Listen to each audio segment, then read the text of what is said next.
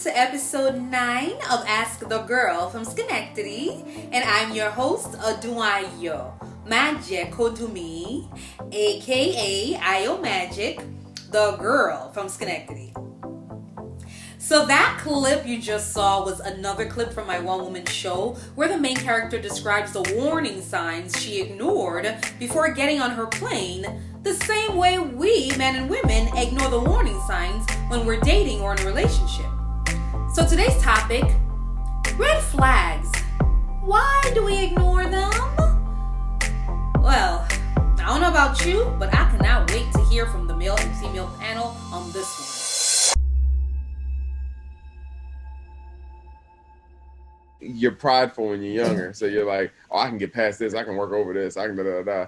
But I mean, that getting into that relationship, it taught me a lot and it helped me a lot. But it definitely was a red flag that still maintained itself throughout the relationship, and actually was like, was kind of hard to stay with. Like it wasn't totally the end of our relationship, but it was definitely contributed to the end of our relationship. I think that sometimes it could be an infatuation with that person. And I know for me, in some of my past experiences, it's been that, you get caught up and you move too fast. And one thing I've learned is if you slow down and you really take the time to get to know that person a little bit more slowly, you can see those red flags a little bit more clearly. Like when you're infatuated, it's like you can't see anything, So yeah.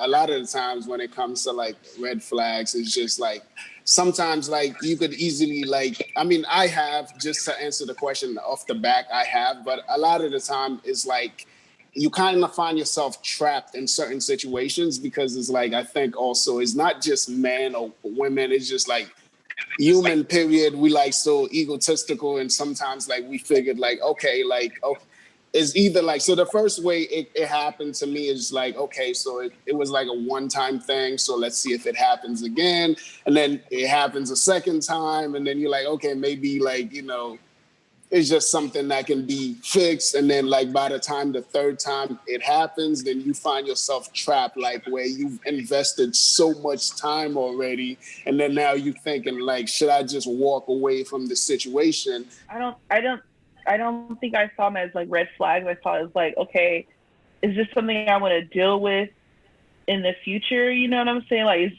like, I don't know, like obviously when I was dating, the red flags were like something crazy. I don't know, like the person was a cheater, for example, like, and you look over that and think, oh, he'll change. But obviously I'm not going to get in a marriage like that. So it'll be like small little red flags, like something people like say, I don't like when a person smacks with their food or whatever. But I don't know, with marriage, it's like, oh, I guess I could deal with that. It's nothing major, So I think it changes. If you feel like she may not be single, if your 32-year-old gut instincts are telling you this lady might not be single, and you ask her, is she seeing somebody, in a very casual way, or why didn't you bring your boyfriend along or something like that? She says she's seeing somebody, avoid that like the plague. Just like, do not jump in. You're not 20 anymore. Just don't jump into waters. And you try to group the red flags into, okay, this ain't that serious. Okay, now this is serious. This might not be that serious. When really and truly, it is all serious. Because there's a lot of times those red flags are deep character flaws. Yep, I agree. Absolutely. I have to agree with both sides of the panel because I have struggled in this area multiple times. And the truth is, when we're younger, we tend to not know those red flags are there because we're so caught up in the moment. We're infatuated with the person. We're sexually attracted to the person. We're caught up in the moment. And a lot of times we don't know those red flags are there because we're still growing and we're still evolving. However, when you hit your 40s, 50s, and above, we tend to be a little bit more mature and know what to watch out for and what we can put up with and what we can't put up with. For me personally, I have definitely struggled with red flags when I was younger, but now in my 40s, I'm a lot more aware of those counterfeits and know what to look out for. As bad as, honestly, the first date. I can tell on the first date if a guy's going to make it to the second one or not. I don't need two dates or 3 dates to know if a guy's going to stick around. Some people think I'm crazy about that one, but that's just how it is. And another thing, please look out for these major red flags. If the person is lying, cheating, argumentative, they try to keep you away from God, keep you away from your friends and family, keep you away from things that are important to you. These are major, major red flags that could possibly lead to an abusive relationship. So definitely look out for those. Now, lastly, please don't live your life trying to please others. I think that's a big mistake sometimes that we do is we want to please our family. We want to please our friends. We want to, receive acceptance from the world. And we end up being in a relationship that we shouldn't be in. And in my opinion, I just think that it's very important. Again, like I keep saying, know your worth, know who you are, be confident in who you are, be confident in your choices. And don't feel the need that you need acceptance from others and you need to please other people to get what makes you happy, because the bottom line is you have to know your worth, you have to know who you are, and it's not safe for you to live your life trying to please others. It just isn't. All right, you know what time it is. It is time for that question of the day, and it's a good one today, honey, so let's get right to it. So today's question of the day is: should women offer to pay for a first date? All right, here's my answer. Heck no! Absolutely not! I don't believe a woman should offer to pay for the first date, especially if the man asked you out. And the reason being is, honestly, I've actually done this in the past. For example, I actually went on a date a few years back. This was way in my 20s.